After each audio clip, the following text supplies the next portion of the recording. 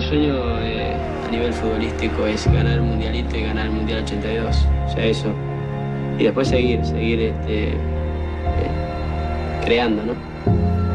There are moments in sports that transcend the game itself, moments that become folklore, moments that define not just careers, but entire nations. June 22nd, 1986, Mexico City's Azteca Stadium, the quarterfinal of the FIFA World Cup. What happened in the span of 4 minutes that day didn't just change football history, it revealed the raw, unfiltered soul of a sport where genius and controversy danced together on the razor's edge of immortality. The boy from Díaz Llorito was about to become a god. But this story doesn't begin with triumph. It begins with a nation's tears, with broken dreams scattered across the frozen battlefield of the Falkland Islands, and with a 25-year-old footballer carrying the weight of an entire country's wounded pride on his shoulders.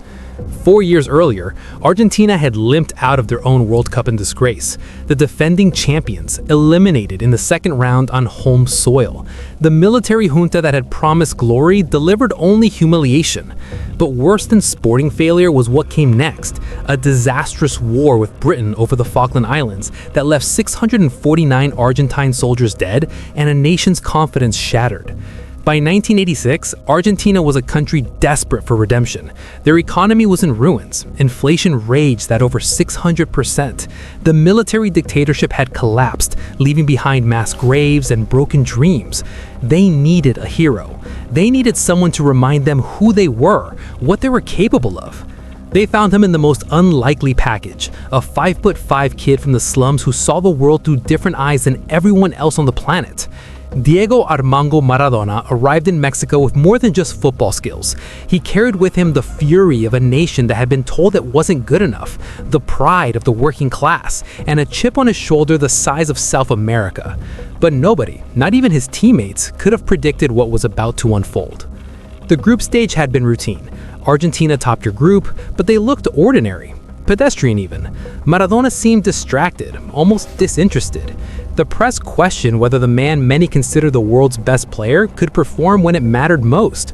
Some whispered that the pressure was too much, that the golden boy from Naples was cracking under the weight of expectation. They were all wrong. The round of 16 changed everything.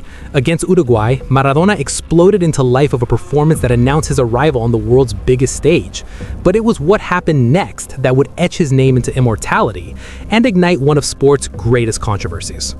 England, the quarterfinal, the matchup nobody wanted to talk about, but everyone was thinking about. 4 years after the Falklands War, Argentina faced their former colonial masters in a battle that carried far more weight than 90 minutes of football. This wasn't just about reaching a World Cup semifinal. This was about national identity, about settling scores that went back centuries, about proving that David could not only face Goliath, but destroy him. The Azteca Stadium on June 22, 1986 was a cauldron of tension. Nearly 115,000 people packed into the legendary venue, with millions more watching around the world. The altitude, 7,350 feet above sea level, made every breath precious. The heat was suffocating. But for Maradona, these weren't obstacles, they were advantages. While others wilted, he thrived. The first half passed without incident. Both teams probed, tested, searched for weaknesses. England, led by captain Brian Robson and featuring talents like Gary Lineker and Peter Beardsley, looked organized and dangerous. Argentina seemed nervous, almost tentative. At halftime, the score was 0-0, but the real drama was about to begin. What happened in the 51st minute would be debated for decades. Jorge Valdano, Argentina's striker, had his shot blocked by English defender Steve Hodge. The ball looped high into the penalty area. England goalkeeper Peter Shilton, all 6'1" of them, came charging off his line to claim what should have been a routine catch. But Maradona was also running toward the ball.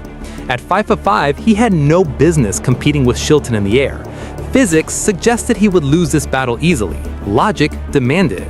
But Maradona had never been bound by the rules of logic.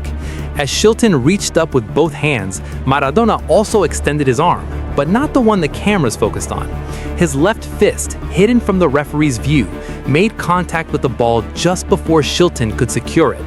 The ball deflected off Maradona's hand and into the net. Goal. For a split second, time stood still. The English players erupted in protest, surrounding referee Ali bin Nasser, pointing frantically at Maradona's hand. But the Tunisian official had missed it completely. The linesman had missed it.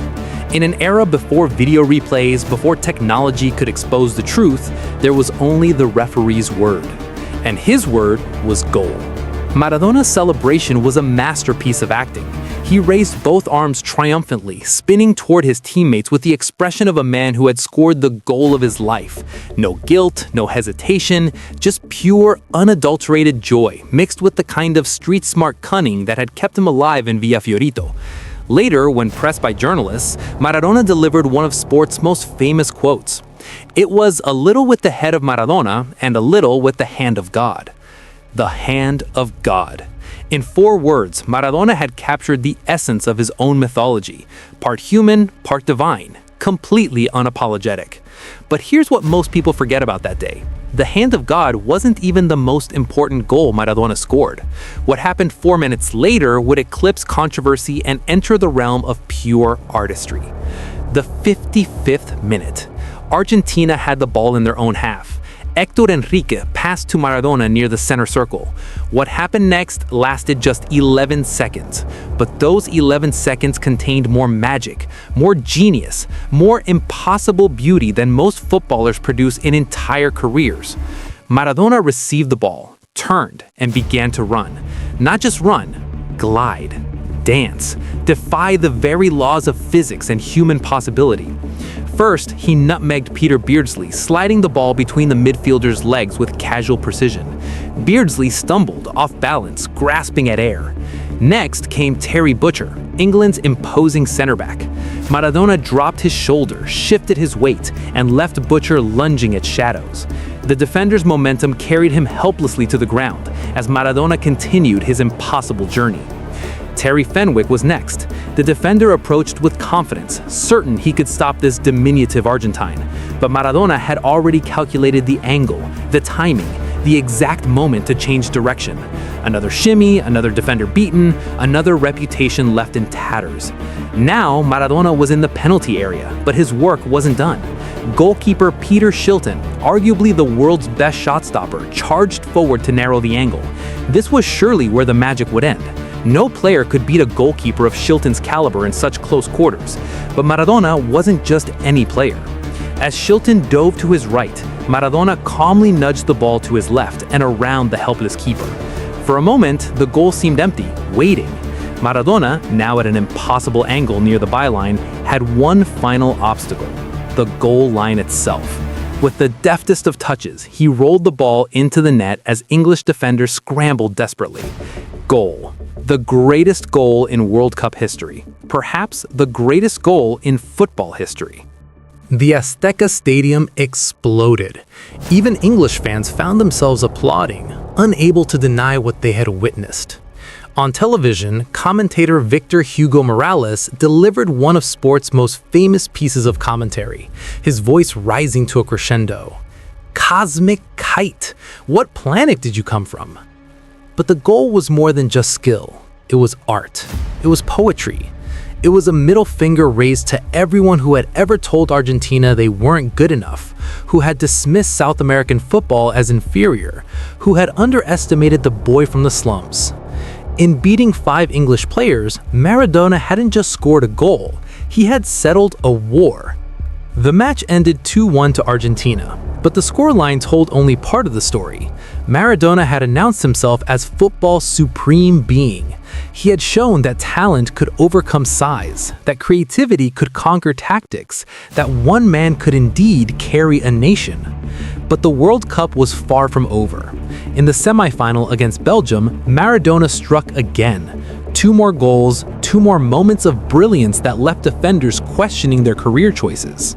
His second goal, a curling shot from outside the penalty area that bent physics as it bent around the goalkeeper, was another reminder that normal rules didn't apply to this extraordinary man.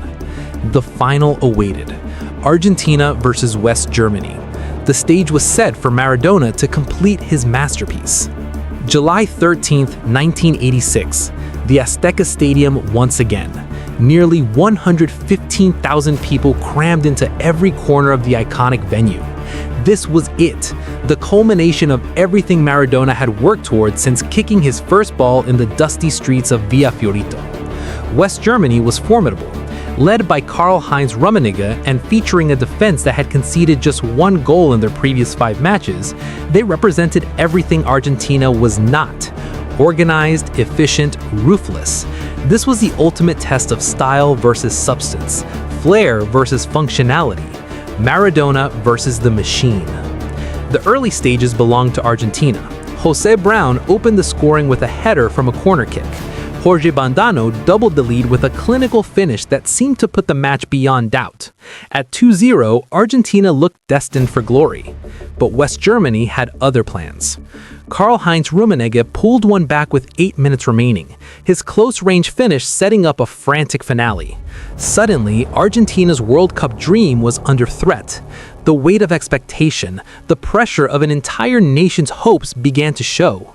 Then, with just 6 minutes left on the clock, West Germany equalized. Rudi Völler's header sent shockwaves through the Azteca and reduced grown men in Buenos Aires to tears. Extra time loomed. Penalty kicks beckoned.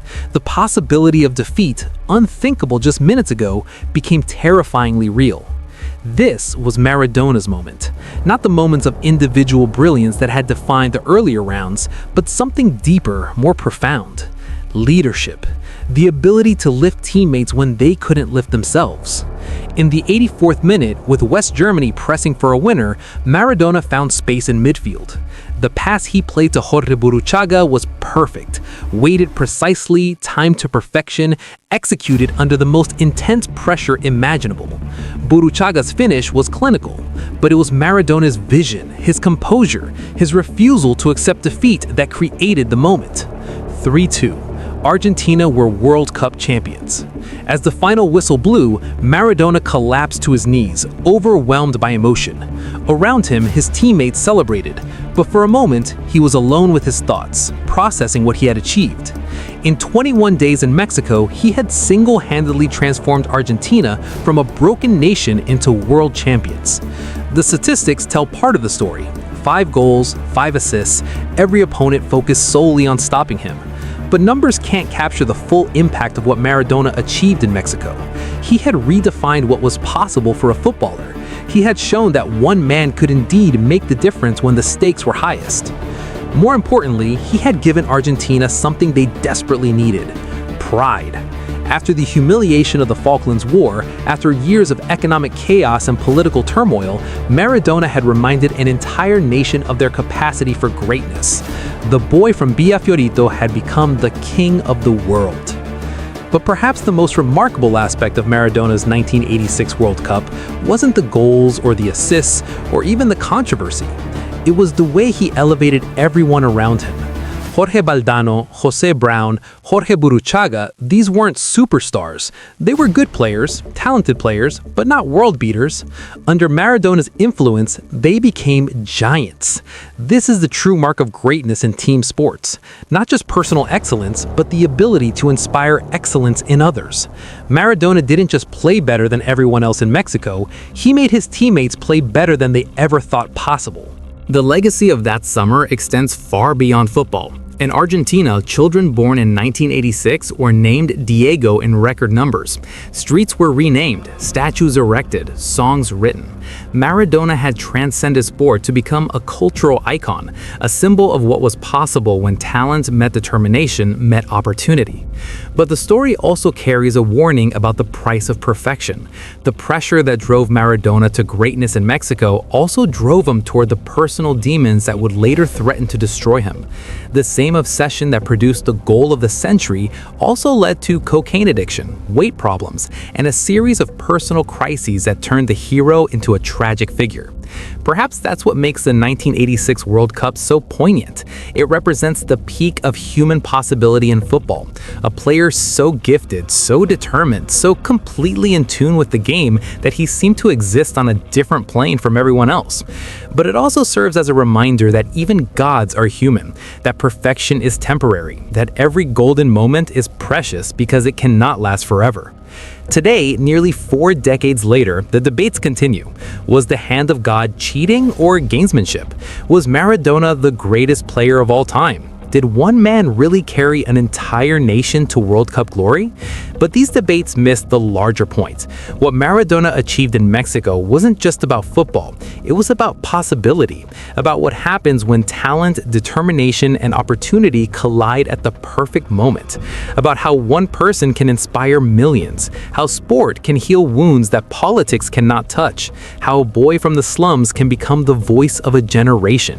The 1986 World Cup was Maradona's masterpiece, but it was also something more. It was a reminder that in sport, as in life, magic is possible, that sometimes the impossible becomes inevitable, that once in a generation, someone comes along who can make us believe in miracles. Diego Armando Maradona was that someone. For 21 perfect days in Mexico, he showed the world what it looks like when a human being operates at the absolute limit of human potential. He carried a nation on his shoulders and made it look effortless. He was the boy who became a god. And for one glorious summer, that was enough to change everything.